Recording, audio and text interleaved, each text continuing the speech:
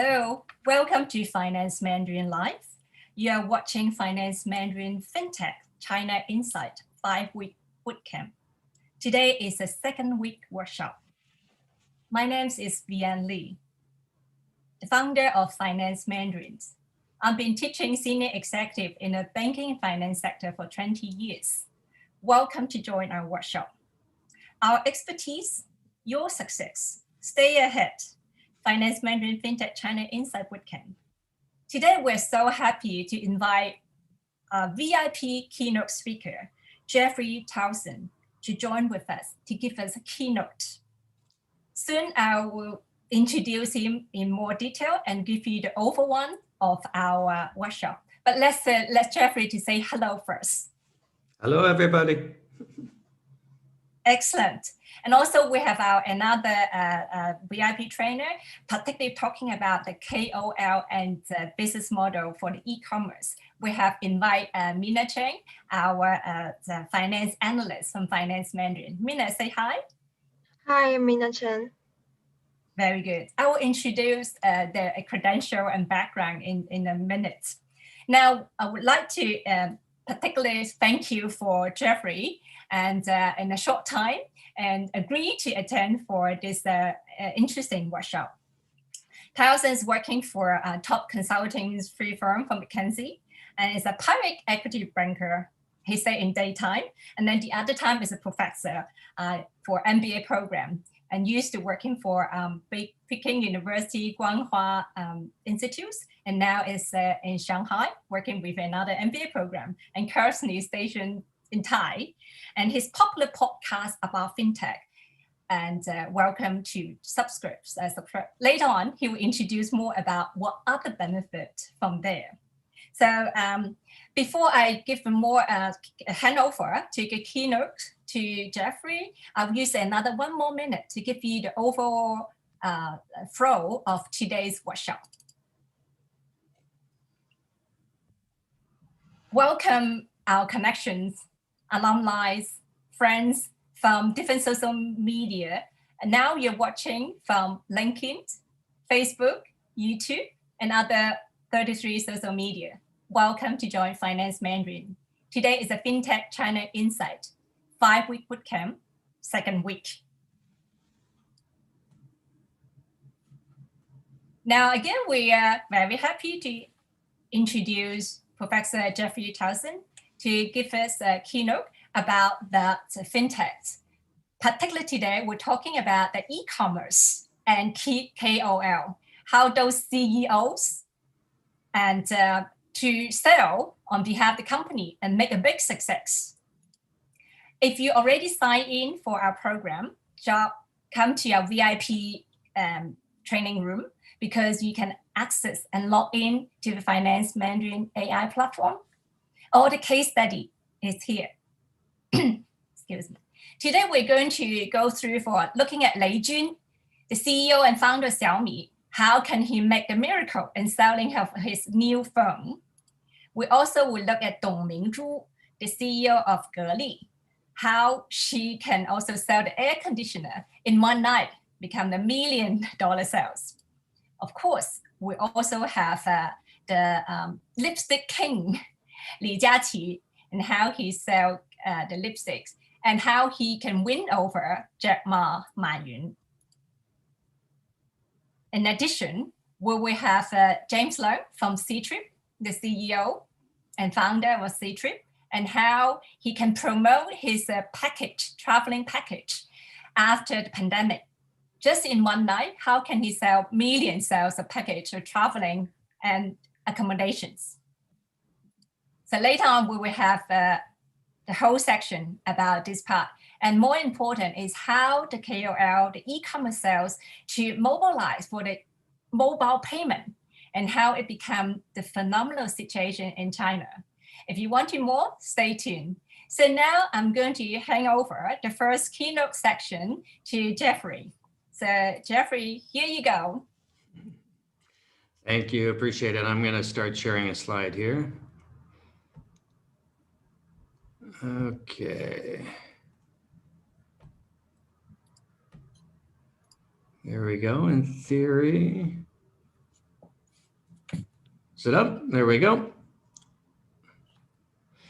Okay, welcome everybody. Thank you for tuning in. I'm going to talk for about just under 15 minutes. And it's funny, I really am impressed with what this group is doing. I'm one of those people who learn Mandarin effectively the same way. Like, I only studied finance. I can't read menus to this day. I don't know anything about history or culture, but I basically learned Mandarin by studying annual reports, accounting footnotes, which I can all read, but I literally can't read the other stuff. So I came at it from purely a financial bent, which has served me quite well. I think it was a good idea, but it was kind of a strange thing back then. Now it seems like they've got the right strategy here. So thank you for that.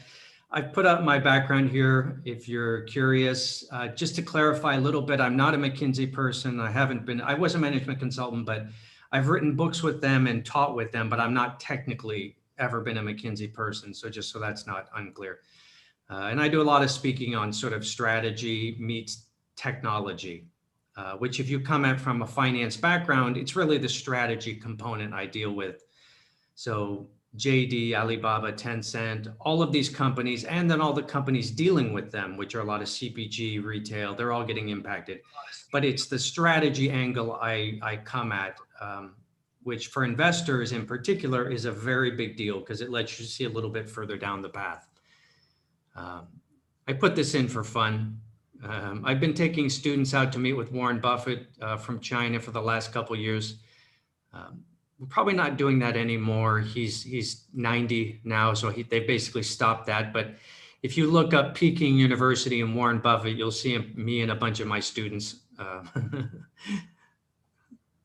put this in as a joke that if you ever get a chance to meet Warren Buffett and you take a photo, this is my standard joke of, this is not how you take a photo with Warren Buffett. You see me hidden over on the left there behind. The worst photo ever with Warren Buffett.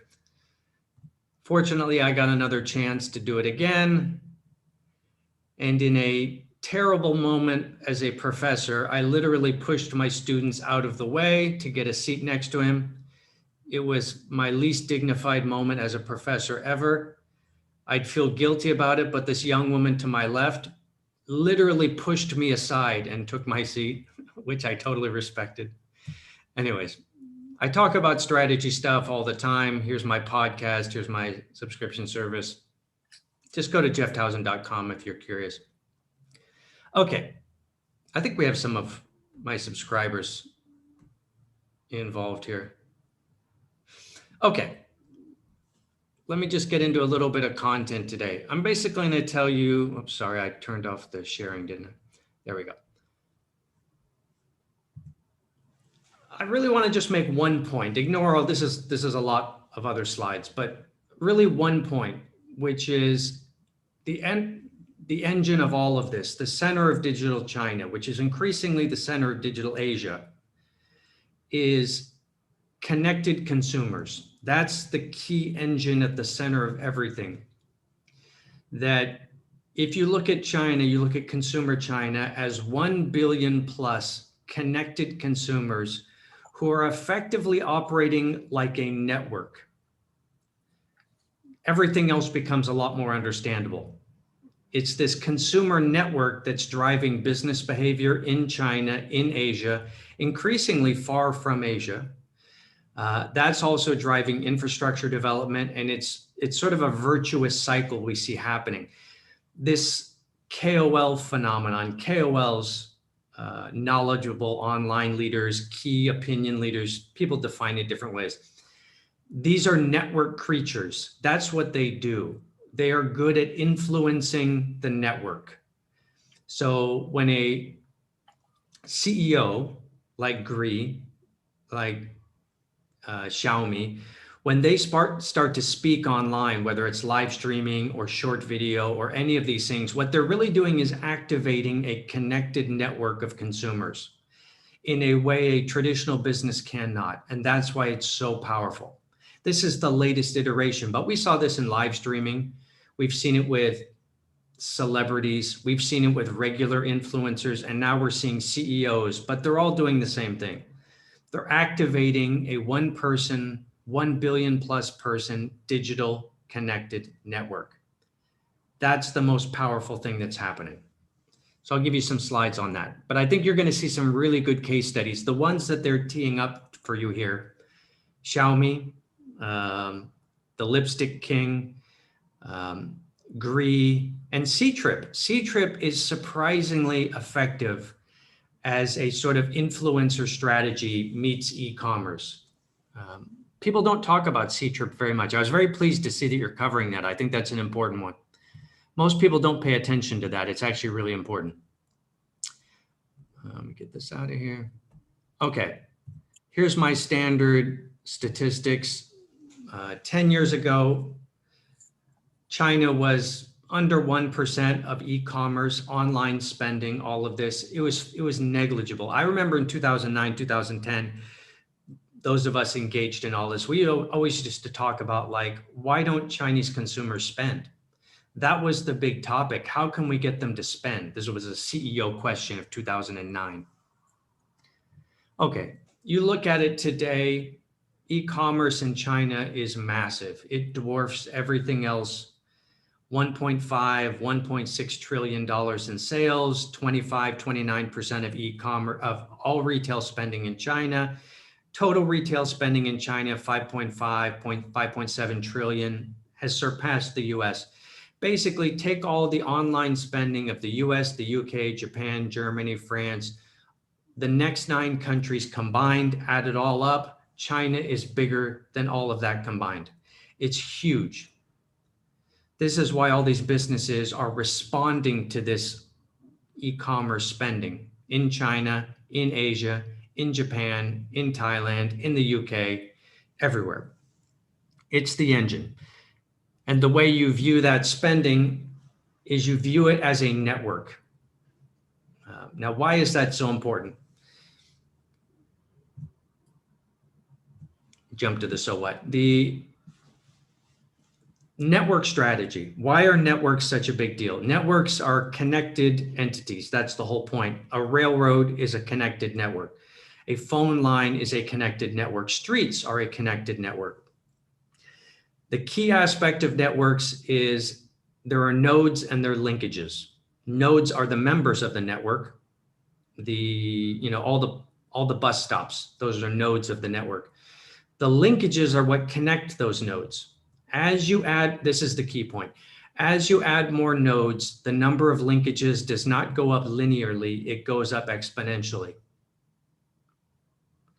If you have 10 people connected on WeChat and you add an 11th person, it doesn't go up by, it goes up by 1 in terms of nodes, connected nodes, but the linkages goes up by 10 because that new person on WeChat is connected to all the other 9 to 10 people.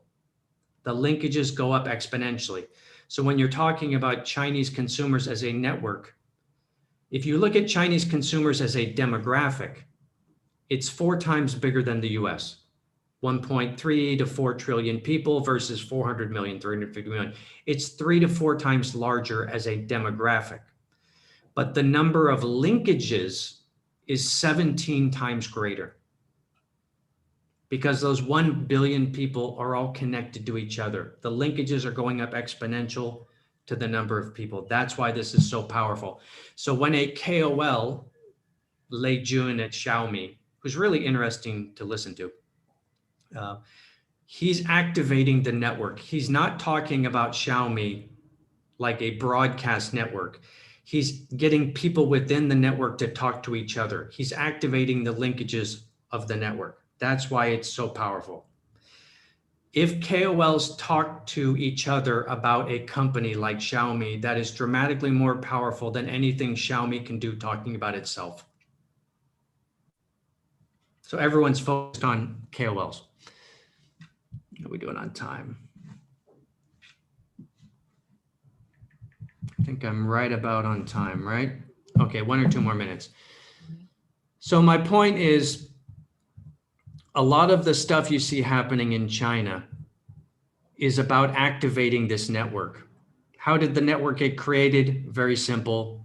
Everyone's on a smartphone. That started in 2009, 2010. Everyone's got a cheap data plan.